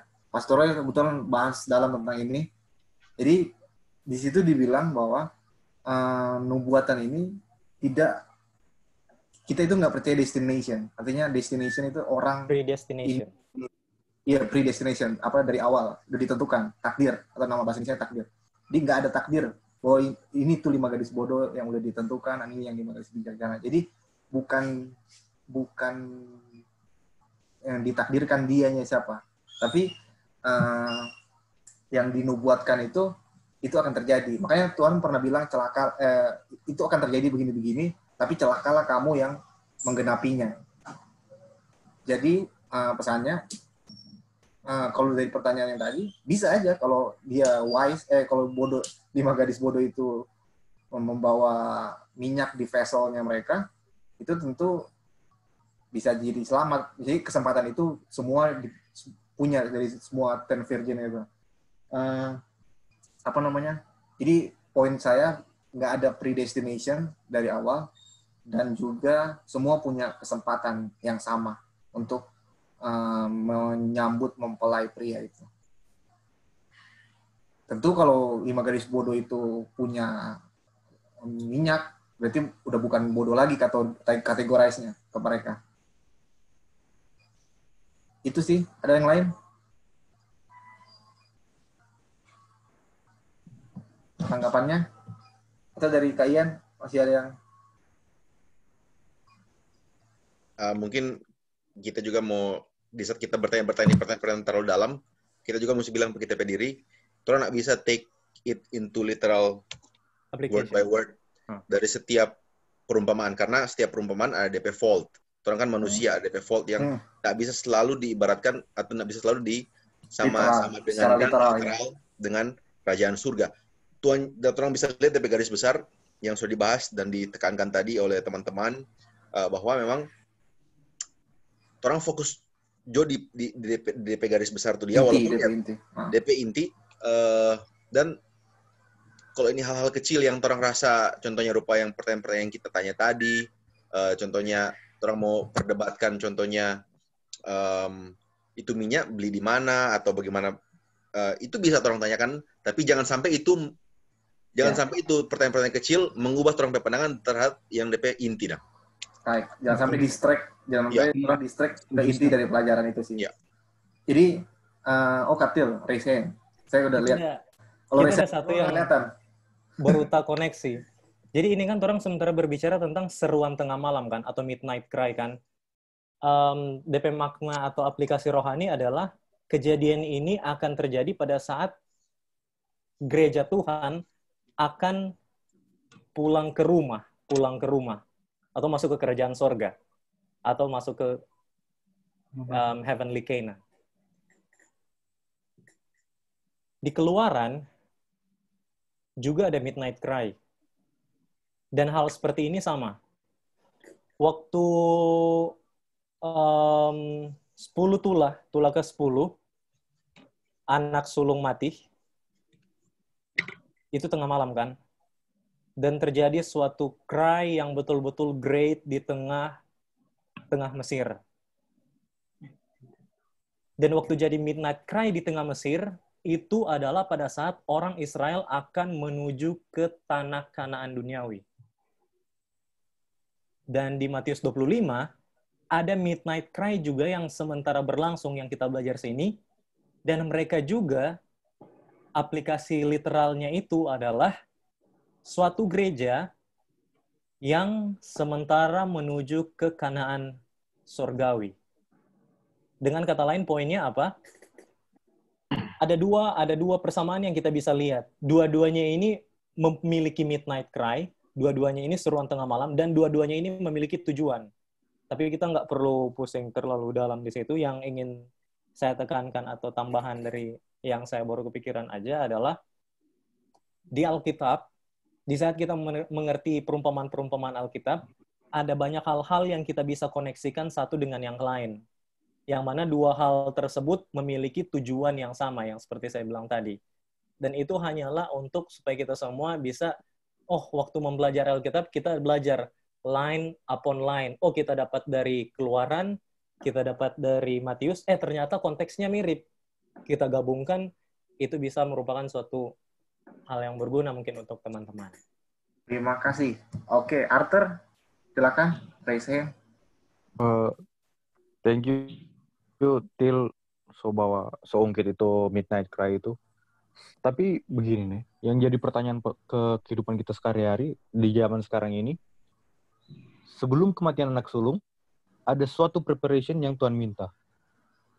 Sama di pelajaran malam ini, sebelum bridegroom itu datang, ada suatu preparation yang juga yang harus kita siapkan terlebih dahulu. Sekarang, tadi pertanyaan muncul macam-macam. Begini. Sekarang pertanyaannya, preparation yang Torah ini sudah siap sebelum Midnight Cry atau belum? Seharusnya terlalu fokus cuma di situ. Preparationnya kita ini. Tapi karena ini konteksnya memang terlalu dalam, mungkin kita membeberkan kita terlalu mengambil literal meaning di sini. Tanpa kita lupa fokusnya kita itu seharusnya preparation sebelum Midnight Cry tersebut. Jadi kalau misalkan kita lupa akan fokus kita ini sebelum bagaimana kita harus prepare diri kita sebelum Midnight Cry, kita tidak akan bisa masuk waktu Midnight Cry atau sesudah Midnight Cry. Nah, waktu Midnight Cry atau sesudah Midnight Cry ini, bukan tugas kita lagi buat prepare. Karena tujuan kita ini adalah sebelum Midnight Cry. Bukan setelah atau sementara Midnight Cry. Tapi sebelum. Alright. Terima kasih, Arthur. Thank you, Boy. Teman-teman yang lain yang belum bicara, lihat ada Esther, ada Jovindi, ada Ryan, ada comments, ada Jeff juga, tadi cuma sedikit. Ada yang mau tambahkan? Kita boleh sedikit. Iya. Silakan. Tadi karena sempat Kak Til bahas itu yang bisikan, maksudnya orang kan meminta bisa saja setan yang kirim itu yang terampe permintaan Nah, di sini yang jadi kita pertanyaan bagaimana cara orang tahu ini dari Tuhan, ini yang dari setan. Supaya kan orang prepare orang so minta ternyata orang ikut tuh jalan yang setan dah tuntun. Cuman orang kan mesti tahu mana yang Tuhan dah tuntun, mana tuh setan dah tuntun. Karena sama-sama bisa membuat mujizat dan takutnya orang salah arah. Matius 7 Makasih, ayat 17. Pertanyaan? Ya? Matius 7 ayat 17. Matius berapa?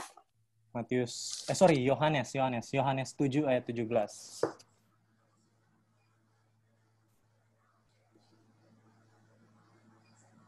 Cepat, barang siapa mau melakukan kehendaknya, ia akan tahu entah ajaranku ini berasal dari Allah, entah aku berkata-kata dari diriku sendiri. Yes, betul sekali. Kalau kita mau melakukan kehendak Tuhan, somehow, in some way, kita akan tahu yang akan kita bikin itu sesuai dengan kehendak Tuhan atau enggak. Bagaimana caranya? Bahasa Inggris lebih, bukan lebih jelas, tapi kalau kita lebih enak bacanya. If anyone want to do his will, he shall know of the doctrine. He shall know of the doctrine. Jadi kehendak Tuhan dibandingkan dengan, maksudnya kehendak Tuhan yang orang rasa ini itu kehendak Tuhan. Nah, itu orang bandingkan dengan the doctrine. Kalau sondak sama dengan the doctrine, berarti itu bukan kehendak Tuhan berarti. Oke. Terima kasih. Yang lain, yang belum komentar, ada yang mau komentar? Boleh, masih boleh. Oh, silakan. Nah, kan kalau misalnya orang so ikut kehendak Tuhan, ada kemungkinan nggak kalau misalnya masih ada bisikan setan dan DPR itu? Masih ada kemungkinan enggak? Oh, yes. Masih ada kemungkinan. Orang yang paling humble yang pernah hidup di muka bumi ini Musa. dia biarpun Tuhan so pilih, masih tetap, kan Tuhan pilih toh, ngana jadi, nah, kamu bakal jadi pemimpin bangsa Israel untuk keluar dari tanah Kanaan. Tetapi waktu dia udah mau pergi ke Mesir memberitahukan Tuhan perintah, di tengah jalan Tuhan hampir bunuh dia. Karena kenapa? Musa itu belum circumcise dia punya anak, sedangkan itu adalah tugas dari seorang ayah untuk circumcise dia punya anak waktu umur 8 hari.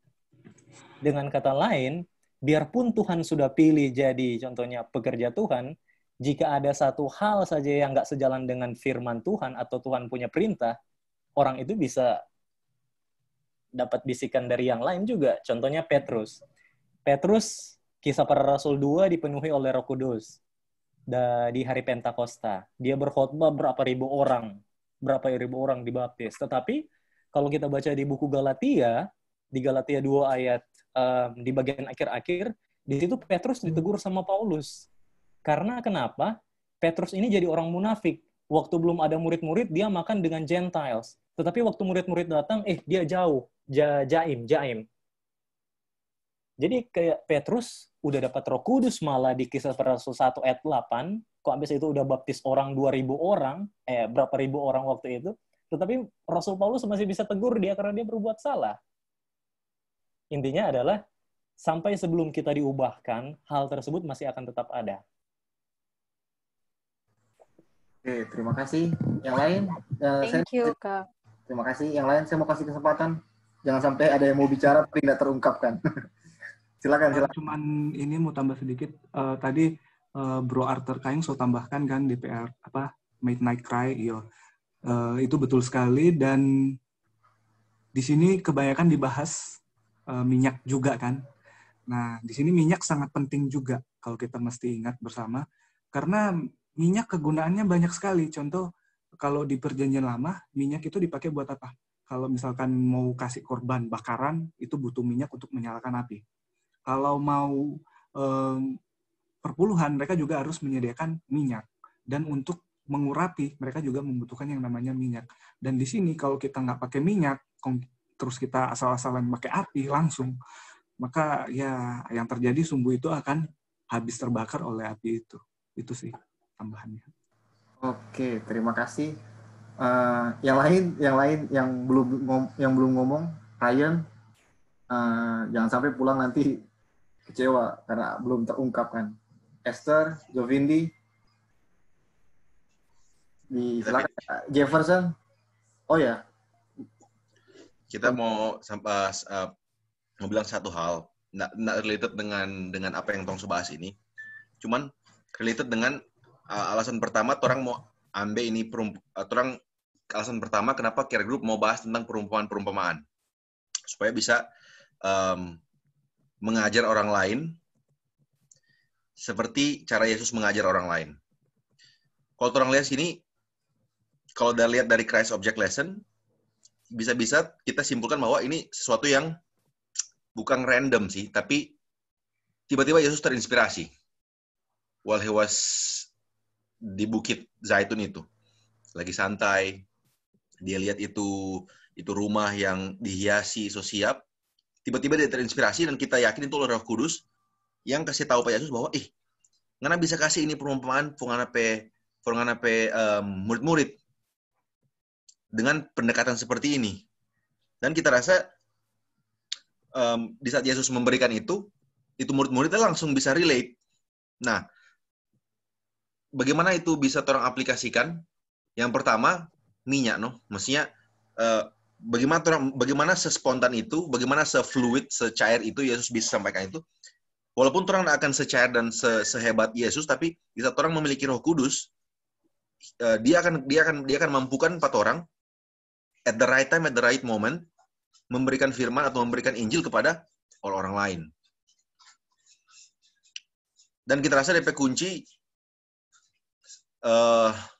bukan di bagaimana orang harus mengajar, tapi pastikan orang memiliki pelitah dan Roh Kudus atau minyak itu, Karena di saat orang ada itu, orang bisa membagikan ini firman kepada orang lain dengan cara-cara yang bahkan orang tidak bisa bayangkan.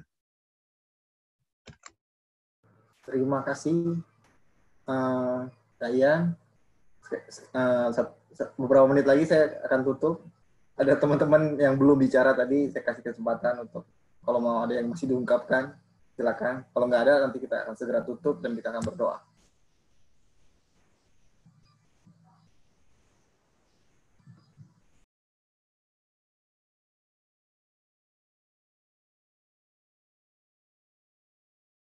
Baik, kalau tidak ada lagi, kita akan... Ada pertanyaan tuh ini dari... Arthur. Oh, Arthur ada pertanyaan. Mana lebih penting, pelita atau api? Mana yang lebih penting, pelita atau api? Minyak atau api. Pelita yang api. Oh.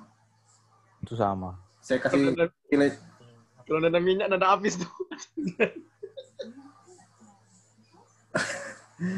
Saya kasih privilege dulu ke pembicara kalau ada komen.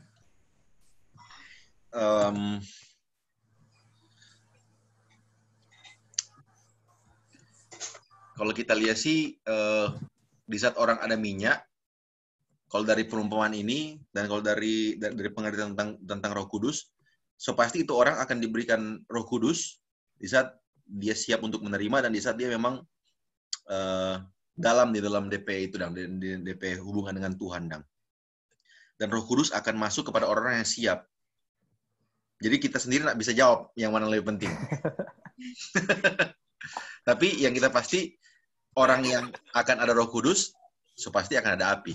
Dan kalau orang ada api, so pasti akan ada Roh Kudus. Alright. Berarti kalau mana yang lebih penting, orang mengasumsikan satu lebih penting dari yang lainnya. Sedangkan kalau tidak ada firman, orang tidak bisa tahu apa itu Tuhan maksud. Karena salah satu cara Tuhan berkomunikasi dengan manusia yang sudah berdosa, karena sebelum berdosa, face-to-face communication, sama dengan seperti Adam dan Hawa. Nggak butuh Alkitab, nggak butuh pelita. Langsung aja kan. Tetapi, kalau orang mau asumsikan ada yang lebih penting dari yang lain, konsekuensinya itu adalah pertama. Kalau pelita itu lebih penting daripada minyak, bagaimana orang bisa mengerti pelita itu? Kalau minyak itu lebih penting daripada pelita, kalau minyak itu, Roh Kudus itu lebih penting daripada pelita, bagaimana orang mau tahu kehendak Tuhan? Lewat firman-Nya.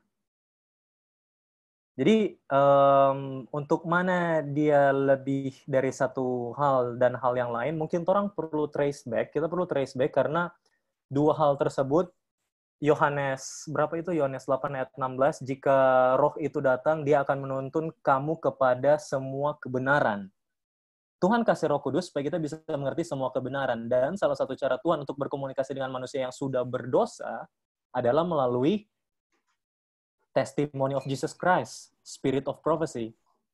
Jadi, kalau orang mau bandingkan ada yang lebih penting satu dan dari yang lain, well, sama seperti yang bilang tadi, kita nggak bisa jawab. Karena kalau kita jawab, berarti kita sama dengan contohnya Tuhan. Karena Tuhan yang memberikan dua hal itu. Kita bisa kasih komen bahwa bisa jadi itu dua hal itu sama. Karena di ayat di Yohanes, saya lupa Yohanes berapa, the word was made flesh. Yohanes 1:14. Firman adalah Tuhan. Dan orang tahu Tuhan, Roh Kudus adalah Tuhan. Sama berarti. Jadi intinya nggak bisa dua hal yang nggak bisa dipisahkan. Iya, jadi ya, betul itu dua hal yang nggak bisa dipisahkan. Jadi so menyimpulkan, so paket itu dari Nail. Jadi kalau apa namanya? Kalau kita mau membahas mana yang lebih penting, berarti ada yang lebih nggak penting daripada satu kan, jadi. Ya, secara tersirat begitu.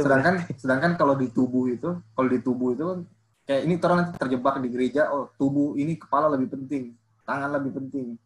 Nah, coba kepala mar ada tangan atau tangan ada kepala. Jadi semua ini nanti kita akan terjebak kalau misalnya kita ngomong penting dan tidak penting, ada satu yang lebih kurang penting daripada yang lain. Semua penting. Saya semua penting untuk keselamatan. Faktor-faktor yang untuk keselamatan penting. Terakhir saya kasih kesempatan Jefferson, kalau ada yang mau tanya. Bingung. Feel free, bro. Oke. Ya. Dari tadi so banyak sekali. Kita lihat ada yang langsung. Langsung kalau Kan habis. Dari tadi lupa kalau itu. ada yang bahas, tanya siapa itu penjual, siapa itu yang kasih Roh Kudus. Nah, dari teman-teman banyak yang jawab, cuman enggak lihat kalau menurut kita sih, kalau menurut kita. Nah, perumpamaan ini fokusnya kepada hal atau tentang berjaga-jaga. Kapan Tuhan Yesus akan datang? Kemudian intinya di sini itu kalau orang lihat di ayat 13 itu Yesus berkata bahwa karena itu berjaga-jagalah sebab kamu tidak tahu tidak tahu akan hari maupun saatnya. Jadi artinya di sini Yesus mau tekankan ke kita bahwa kita itu senantiasa harus terus berjaga-jaga. Kalau dari kita punya pemahaman sih untuk perumpamaan tentang ini, itu intinya dari sini atau yang Yesus mau tekankan di sini adalah kita harus tetap senantiasa berjaga-jaga. Nah, kalau yang tadi siapa pengantin laki-laki itu kalau kita mau lihat di sini adalah pengantin laki-laki itu digambarkan sebagai Allah atau Yesus sendiri. Allah atau Yesus sendiri.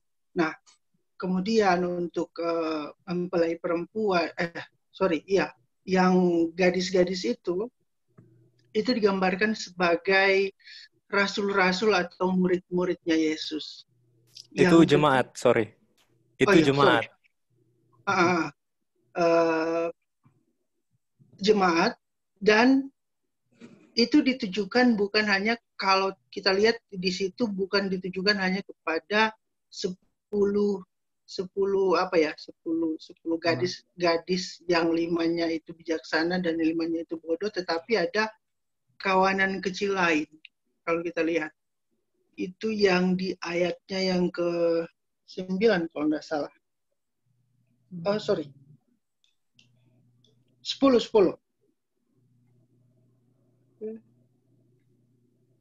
Iya.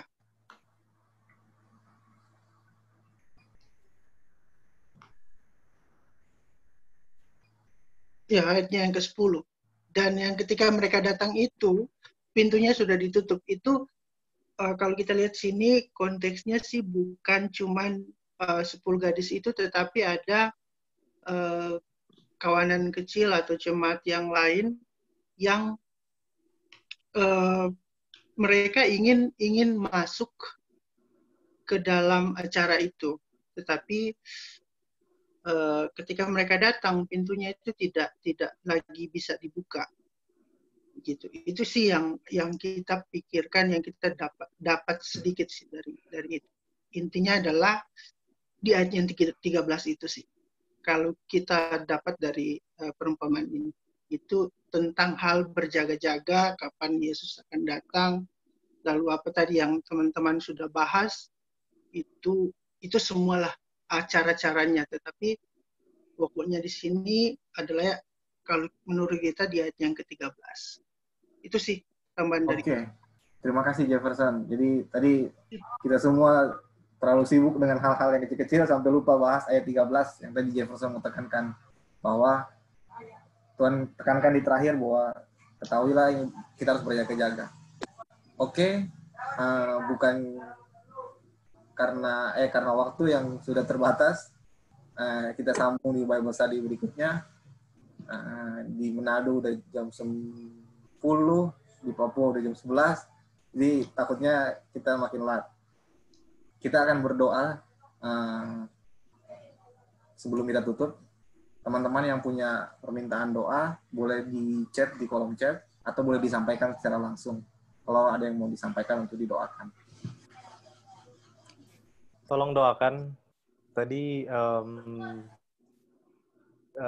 diskusi kita sudah terlalu banyak menurut kita. Semoga Roh Kudus yang bisa memasukkan apa yang Dia mau. Amin. Oke, terima kasih. Ada yang lain, teman-teman, yang ada hal yang ingin doakan? Silakan. Kita akan berdoa sama-sama. Doakan untuk kita semua supaya kita tetap mau belajar lebih dalam akan pengenalan akan Roh Kudus. Tolong doakan kita pendidikan Pak yang ada mau pasang mitral klip di DP jantung. Boleh tahu namanya Kak Ian? Supaya nanti yang doakan gampang. Atau siapa yang dekannya Kak Ian? Kan kalau Konrad. DP nama Konrad. DP nama yang DP nama papanya ya? Sorry. Ini Pak nama. Kalau DP nama pendidikan nama Kristi.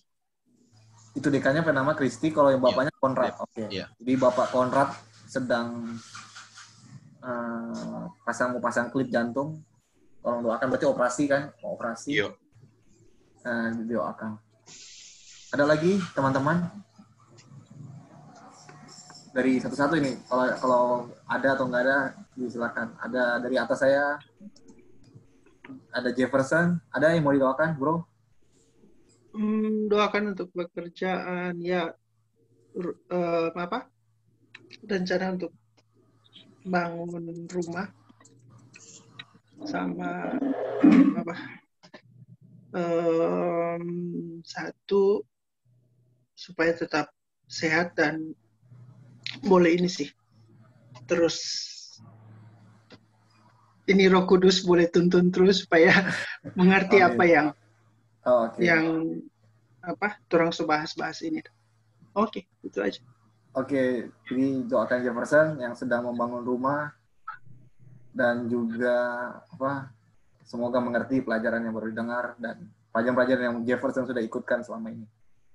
Dari Sharon, Esther, ada yang mau didoakan? Doakan COVID-19 dan tenaga medis. Oke, doakan COVID-19 dan tenaga medis. Sharon, Jeff? Kesehatan dan pekerjaan. Oke, kesehatan, pekerjaan. Untuk semua. Oke. Eva, ada yang didoakan? Ingin didoakan dari Jepang? Keluarga kita semua. Oke. Keluarga kita semua. Oke, ada lagi Jovindi? Ada yang mau didoakan? Pas. Ryan? Ada yang mau didoakan, bro?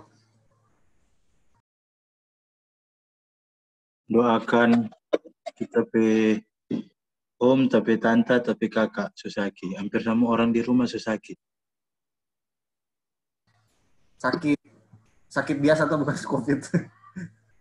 Sakit biasa ya? Sakit biasa. Oke, doakan om, keluarga dari Ryan yang hampir semua udah sakit. Selanjutnya siapa? Yang lain masih ada?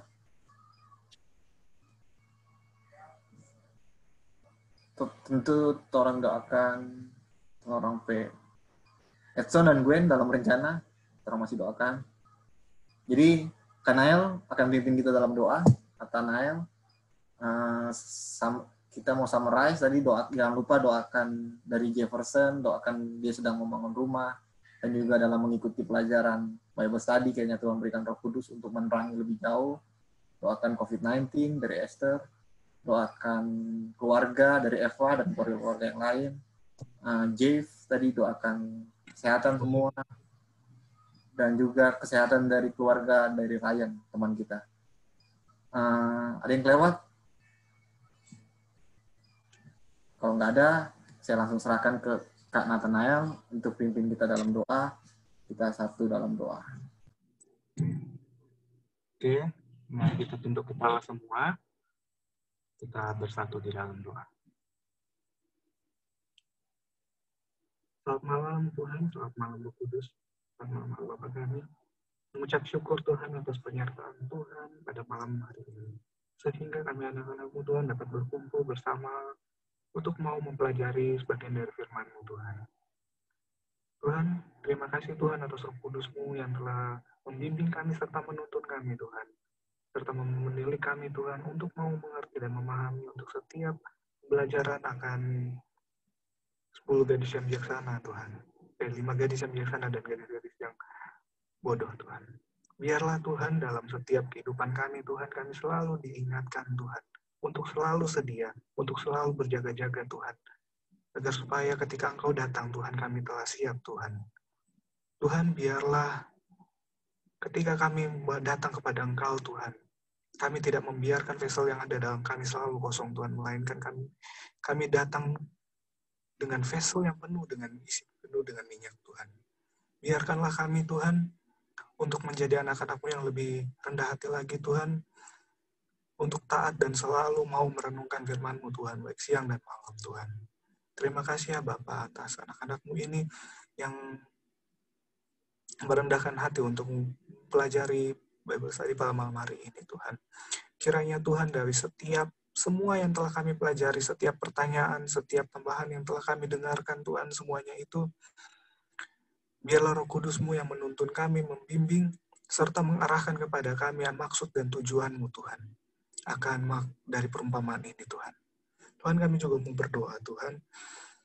Kiranya Tuhan, hari demi hari kami selalu difokuskan kami terhadap Engkau, akan Roh Kudus-Mu, Tuhan, agar supaya kami mau belajar lebih dalam lagi, mau mengenal akan Engkau, mau mengikuti kehendak-kehendak apa yang Engkau inginkan terjadi dalam kehidupan kami, Tuhan. Terutama juga, Tuhan, Engkau mengetahui bahwa kami memiliki beberapa pokok doa, Tuhan. Bersama-samalah dengan kami, Tuhan, dan biarlah setiap doa yang kami panjatkan kehadirat-Mu ini layak, Tuhan. Ampunilah dosa kami yang begitu banyak, Tuhan, yang sering dan selalu, Tuhan, kami perbuat, Tuhan, dan bahkan membuat Engkau sedih, Tuhan. Ampunilah dosa-dosa kami yang begitu banyak ini, Tuhan. Layakkanlah kami untuk menghadap kehadirat-Mu, Tuhan, untuk membawa setiap doa-doa kami agar supaya doa yang kami bawa kepadamu itu harum, Tuhan, adanya.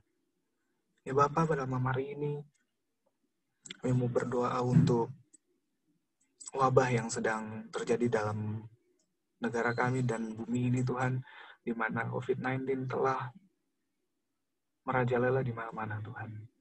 Engkau mengetahui keluh kesah kami, Engkau mendengar setiap doa dari anak-anak-Mu, Tuhan.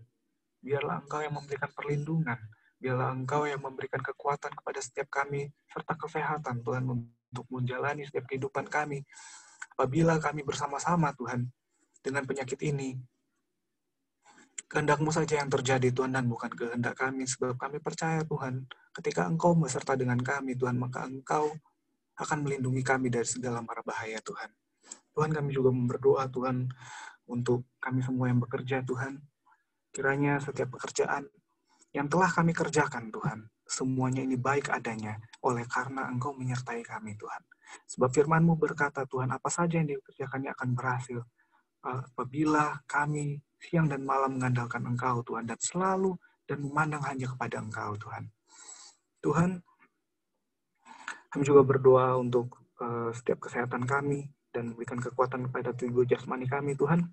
Bukan hanya itu, tapi juga kesehatan bagi tubuh rohani kami, Tuhan, agar supaya kami senantiasa mau, Tuhan, detik-detik kami tidak hanya fokus kepada kedagingan kami, tidak fokus pada pekerjaan kami, tetapi kami juga fokus kepada Engkau, Tuhan, dan selalu mendekatkan diri kepada Engkau.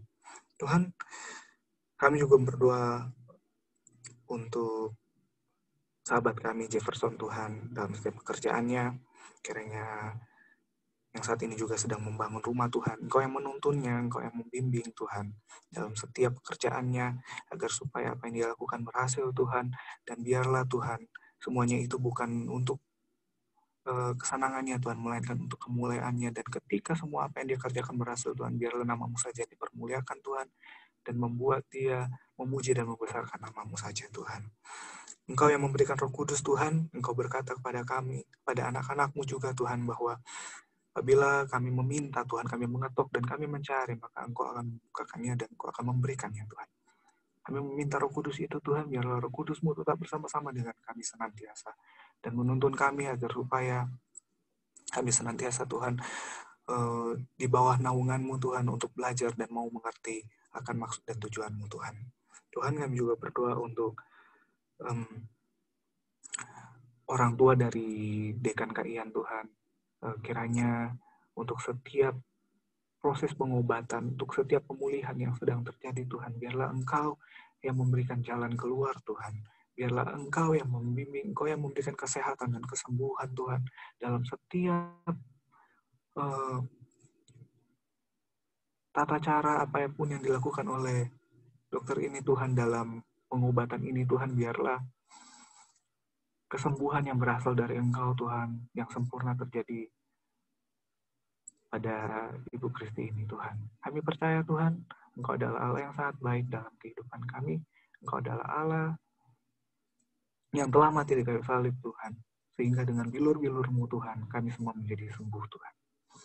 Tuhan, kami juga berdoa untuk sahabat kami Rian Tuhan, di mana ada keluarga di rumah Tuhan yang sedang sakit.